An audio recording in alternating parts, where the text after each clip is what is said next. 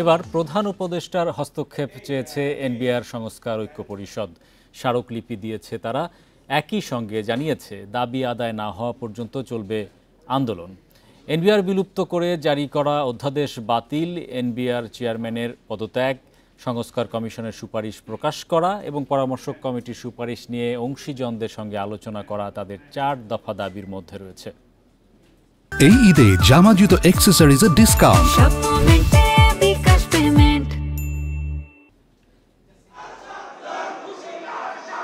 বৃহস্পতিবার এনবিআর চেয়ারম্যানের সাথে অসহযোগ আন্দোলন শুরু করেছে কর্মকর্তা কর্মচারীরা। এদিন সকালেই নিজ নিজ ডেস্ক ছেড়ে রাজস্ব ভবনের নিচে অবস্থান নেন তারা। এতে যোগ দেন বিভিন্ন কর অঞ্চলের কর্মকর্তা ও কর্মচারীরা। বিকেল ৩টার পর প্রধান উপদেষ্টার কার্যালয়ের উদ্দেশ্যে রওনা হয় 5 সদস্যের একটি প্রতিনিধি দল। এনবিআর বিলুপ্ত করে জারি করা অধ্যাদেশ বাতিল সহ 4 দফা দাবিতে স্মারকলিপি দিতে যায় তারা। আমাদের যে আর্জি আছে, আমাদের যে কারণ আছে, সেইগুলো ওনার কাছে পৌঁছানোর জন্য লিখিতভাবে।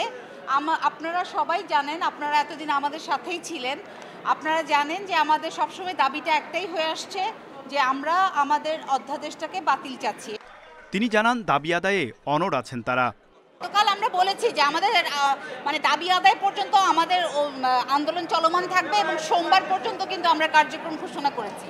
আগামী শনিবার কাস্টমস হাউস এবং এলসি স্টেশনগুলো ছাড়া ট্যাক্স, কাস্টমস ও ভ্যাট বিভাগের সব দপ্তরে পূর্ণাঙ্গ কর্মবিরতি পালন করবে এনবিআর সংস্কার ঐক্য পরিষদ। Touhid Rana, independent news, Dhaka. NBR কর্মকর্তা কর্মচারীদের অসহযোগ আন্দোলনের বিস্তারিত জানাতে বার্তা কক্ষ থেকে আমাদের সঙ্গে যুক্ত হচ্ছেন সহকর্মী তৌহিদ রানা। রানা, এই যে অসহযোগ আন্দোলন বলা হচ্ছে, এর মধ্যে আসলে বিস্তারিত কি থাকছে?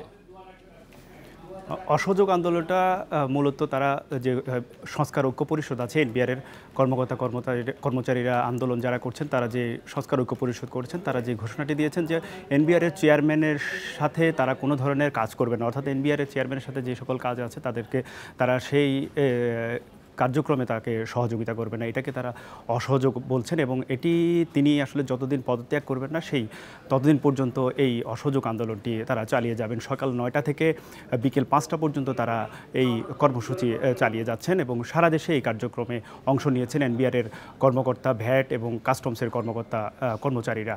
এবং সকাল থেকে তারা এই আন্দোলনে একাত্মতা পোষণ করে আমরা যেটা দেখেছি রাজস্ব ভবন আগারগাঁওতে, সেই রাজস্ব ভবনে কিন্তু কর্মকর্তা কর্মচারী সকাল থেকে তাদের নিজ নিজ ডেস্ক ছেড়ে তারা এনবিআরের নিচে অবস্থান নেয় এবং সেখানে তারা স্লোগান দিতে থাকেন এবং বিভিন্ন প্লেকার্ড নিয়ে তারা স্লোগান দিতে থাকেন। আপনি জানেন যে তাদের একটাই দাবি, প্রধান যে দাবিটি হচ্ছে সেটি হচ্ছে এনবিআরকে যে 2 ভাগ করা হয়েছে, যে 2 ভাগ করে যে অধ্যাদেশটি জারি করা হয়েছে সেই অধ্যাদেশটি আসলে বাতিল চায় তারা।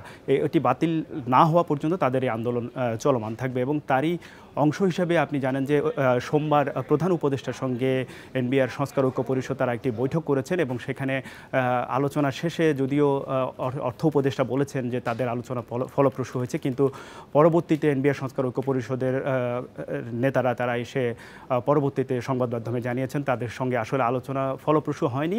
এনবিআরের এখানে যারা আলোচনা অংশ নিয়েছেন কর্মকর্তা কর্মচারীরা, তাদের সঙ্গে অর্থ উপদেষ্টা কিন্তু তাকে সহযোগিতা করেনি এবং তাদের সঙ্গে অসৌজন্যমূলক আচরণও করেছেন, এমনটি তারা অভিযোগ করেছেন। ফলে তারা পরবর্তীতে তারা একটি কর্মসূচি দেয় এবং লাগাতার কর্মসূচি, সেটা হচ্ছে এনবিআরের চেয়ারম্যানের পদত্যাগ এবং যে জারি করে অধ্যাদেশ জারি করা হয়েছে সেটি বাতিল চেয়েছেন। পাশাপাশি এনবিআর সংস্কার যে অচল অবস্থা আপনার কথায় আমরা দেখলাম, এনবিআর এর কার্যক্রমে একটা অচল অবস্থা চলছে, এতে করে সেবা গ্রহীতারা কি তাদের নিয়মিত সেবা পাচ্ছেন এনবিআর থেকে বা কাস্টমস থেকে?